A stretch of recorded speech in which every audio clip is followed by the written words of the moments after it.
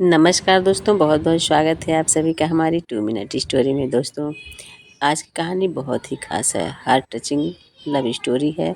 आइए सुनते हैं आज की पूरी कहानी। आप लोग पूरी कहानी सुनिएगा प्लीज़। अरे ताई जी, ये लड़की थोड़ी पतली है, हमारे संजू के साथ बिल्कुल मैच नहीं करेगी। वो लंबी वाली ही फ़ोटो देखना ज़रा। अरे नहीं नहीं भाभी, ये ज़्यादा पढ़ी लिखी है, हमारे संजू भैया की तरह दोनों की खूब जमेगी। अरे नहीं नहीं भाभी, ये ज़्यादा पढ़ी लिखी है, हमारे संजू भैया की ही तरह दोनों की खूब जमेगी। नहीं नहीं, हमें तो अपने पोते के लिए घर संभालने वाली ही बहू चाहिए, ताव देकर दादी ने कहा। दरवाजे के पीछे से आंखों में अपने दर्द को समेटे सुनैना घर वालों की बातें सुन रही थी। फिर किसी ने आवाज़ लगाई, अरे सुनैना भाभी, आप भी आओ संजू भैया के लिए लड़की पसंद करने। आखिर वो आपका इकलौता और लाडला देवर जो है। सुनैना झूठी हंसी का दिखावा करके बोली, नहीं, मुझे अभी रसोई में थोड़ा काम है, मैं निपटा कर आती हूँ। और इतना कहकर सुनैना अपने रूम की तरफ चली गई और रूम को अंदर से बंद कर तकिए में अपना मुंह दबाकर जोर जोर से रोने लगी। आखिर सुनैना अपने देवर की शादी से इतनी दुखी क्यों थी? आइए जानते हैं पूरी कहानी। रोते रोते सुनैना की आंखों में वो मंजर दौड़ पड़ा जब वो शादी करके पहली बार इस घर में आई थी, नई नवेली दुल्हन बनकर। अरे तुम बैंड बाजा वालों से जोर से बजाते नहीं बनता, मेरी बहू आई है, मेरे संतोष की पत्नी, जोर जोर से बजाओ, खुशी से झूमते हुए निर्मला ने कहा। सुनैना एक पढ़ी लिखी बैंक में मैनेजर के पद पर काम करने वाली लड़की है, जिसकी शादी संतोष नाम के लड़के से होने वाली है। सुनैना खुले विचारों और मौज मस्ती में रहने वाली लड़की है। वो ज़िंदगी को खुल के जीने में यकीन रखती है, पर उसके परिवार ने उसकी शादी तय कर दी है और शादी तो हर लड़की की करनी ही होती है। फिर सुनैना ने भी किसी को पसंद नहीं कर रखा था, इसलिए उसने भी अपने माँ बाप की पसंद को ही अपनी पसंद मान ली और शादी के लिए हाँ कह दिया।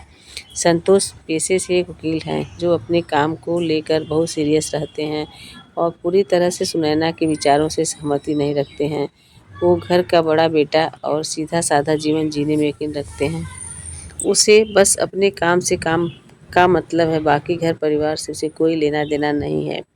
और तो और वो तो सुनैना को देखने तक नहीं गए। उसकी माँ मतलब कि निर्मला ने ही शादी के लिए संतोष की मंजूरी। संतोष के घर में उसके पिताजी, दादाजी, ताऊ जी, ताई, दादी माँ, ताऊ जी का बेटा जो संतोष से भी बड़ा है अखिल, और अखिल की पत्नी रंभा, संतोष का एक छोटा भाई संजय भी है, जिसे प्यार से घर में सब संजू कहते हैं, और संतोष की एक बहन भी है, शिवानी। शादी होने के अगले ही दिन जब सुनैना बहू बनकर घर आई तो पूरे परिवार से मिली, सबसे उसका परिचय भी हुआ। नई नई शादी थी तो घर में बहुत चहल पहल भी थी और सब सुनैना के आगे पीछे डोल रहे थे। सब कुछ चल रहा था अच्छा, लेकिन सुनैना थोड़ी नाखुश लग रही थी क्योंकि संतोष उससे ज़्यादा बातचीत नहीं करता था और देर रात तक आता और खाना खाता, फिर सोते वक्त सुनैना के साथ हम बिस्तर होता, सुनैना से दूसरी तरफ मुँह करके सो जाता।